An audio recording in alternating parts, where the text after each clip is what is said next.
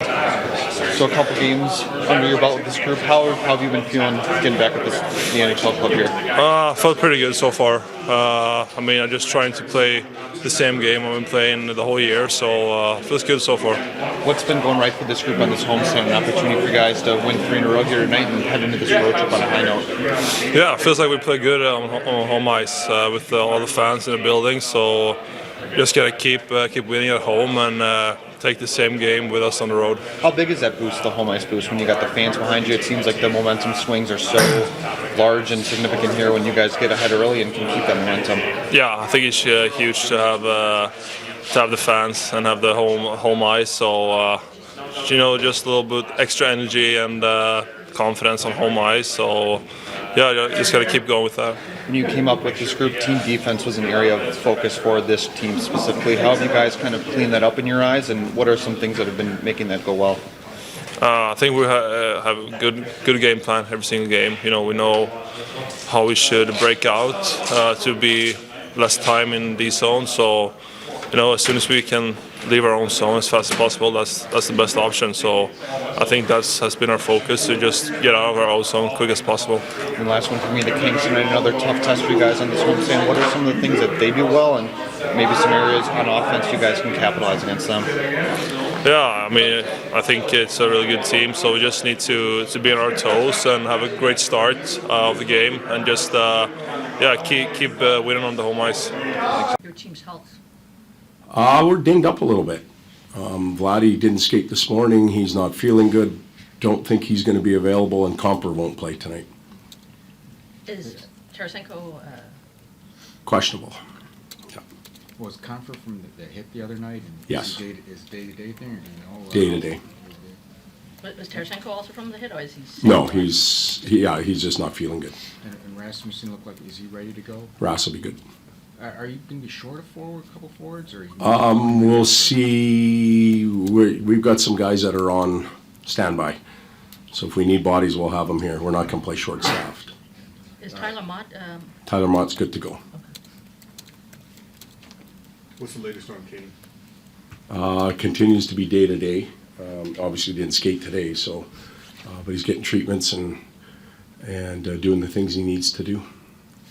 Todd, when you took over in LA, that team was in a similar place. I feel like started this one. What are kind of the lessons you've taken from that and tried to apply here? Well, that a plan is real important. Blakey and the ownership group all the way through had a plan, and they stuck to it, for the most part.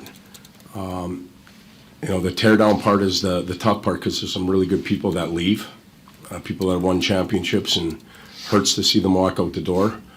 But then youth gets an opportunity, and sometimes that balance isn't always where it needs to be at certain times. And then teams settle in and they start to grow, and that team over there has done a lot of growth. They're ready to win a championship. You had a couple of pillars, obviously, in Kopitar and Doughty that have seen every level. How important was that to the development that you were able to do in those 4 months? Well, to have winners around certainly helps.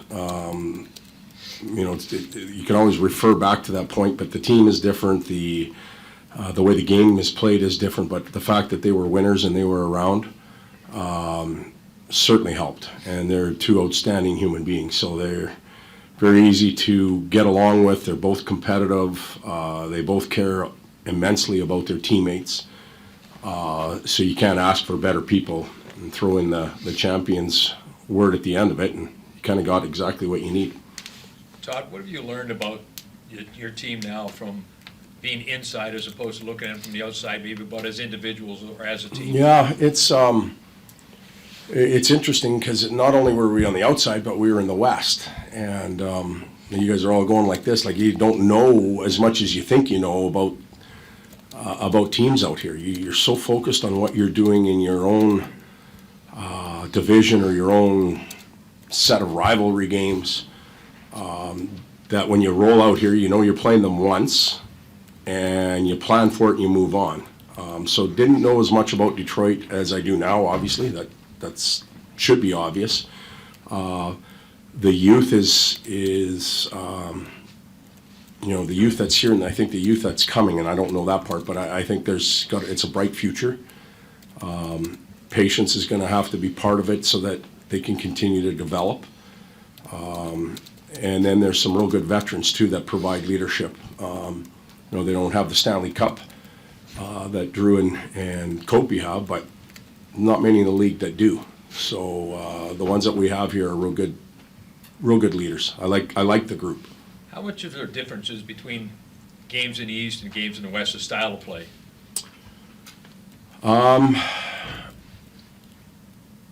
It's still hockey, and you got to shoot the little black thing in the net. I think systematically you might see a few different things out here. The superstar players that we've ran into are split throughout the league. Perhaps more is made out of that than we think, but I haven't had a good run out here to truly answer that question. Just coaching against your former team for the first time, is that always a kind of a strange experience, or what's that like? It is. It certainly is, but should have had enough experience already. It's usually not a good thing. It's odd because it's like you got sent to another family, and you look over at some of your, for lack of a better, for your kids, but they're not your kids, they're men. But some of the players you're mentoring and helping them grow, and they're wearing a different color than you, but that's okay. That's called sport. That's called being competitive, and they're going to want to win just as bad as we're going to want to win, and that's why it should be a real good game. I imagine the pre-scout is a little different because you know the team.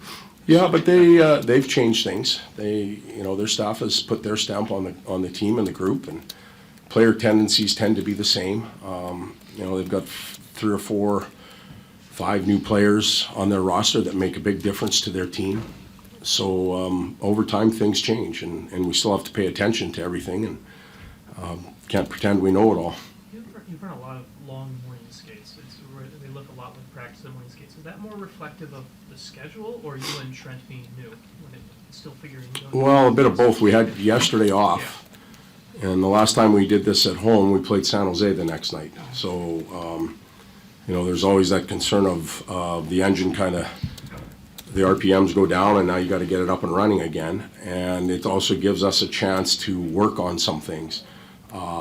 They're not overly long, really, when you think about it. Usually we start 5 or 10 minutes early just because everybody's out there and ready to go. And we get a few reps in, we pick something to introduce or work on and do it, and then get off and move on. What is the balance, like, as you figure, obviously your situation is still new and you've only been here since December 26th, so it's different. As you figure that out in your career, and some teams don't skate in the morning, some teams do that, well, how do you kind of try to figure that out as we go forward? Well, in my mind, the players have to have exactly what they need to play that night. So if the team is tired, pay attention to it. That's why we have all these sports science guys and all that type of stuff giving us some guidance that way. Then the player themselves has to prepare for the game. So what does that individual need? He's got to know what he responds to. Is it a morning skate? Is it an optional? Is it a morning off on optional days? And then the rhythm of the skate in the morning sometimes is important. If you kind of know what you're doing and you do it over and over again, you get into patterns and you tend to have successful passes. You feel good about the execution, you feel fast, and you can carry that into a game. I don't think we're at that place now. We were there probably in LA. A lot of our morning skates were similar. They started to feel good, but we're not at that point here yet. We're still needing to use some of that time to work on things. The Kings are in a playoff spot without doubt. I just wondered if you had any thoughts on how they've been able to do that, and then when he comes back, which is supposed to be soon, and gets up to speed, what's he going to add? Well, he's Drew Dowdy. I don't even know if I have to answer that question. He plays 20, I'm sure he's going to play 28, 29 minutes right off the bat. That's who he is. That's how he plays.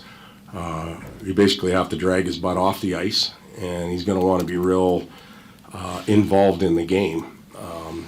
I see him running the power play. I see him playing 26, 27 minutes a night. I don't know if he goes back with his partner. They have a new coaching staff. They'll figure out how to use him, but have a pretty good idea how that mind works and how competitive he is. You'd have to ask them how they're going to integrate him back, but that's how I see it.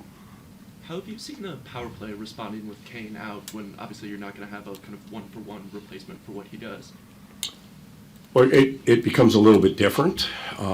There's always trigger points on power plays. When it hits certain individuals' hands, something happens. And Kaner's one of those guys. He's been the best in in the world for years now on the power play.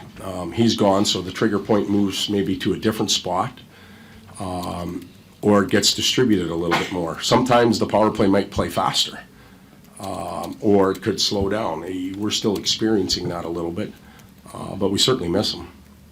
And it looked like Casper, if Tarasenko can't go, Casper was out there with that Larkin unit for the power play. Is that Yeah, right? for the morning, we'll figure all this out. Yeah, I wouldn't waste your time or your ink or anything on trying to guess what it's going to look like tonight until we know who's playing.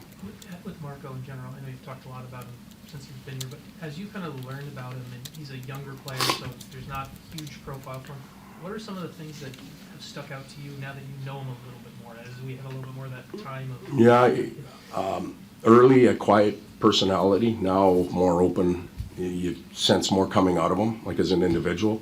Not as shy, not as reserved. That's confidence and that's feeling comfortable. On the ice, I think you have to watch him more than one game or two games to really appreciate what he does. And then he keeps doing it over and over again, so you keep catching him doing it. And his ability to handle those minutes. I'm sure he wanted them. And we threw them at him, and he took the test, and he's passed it so far. So that's got to make him feel real good. Okay, see you tonight.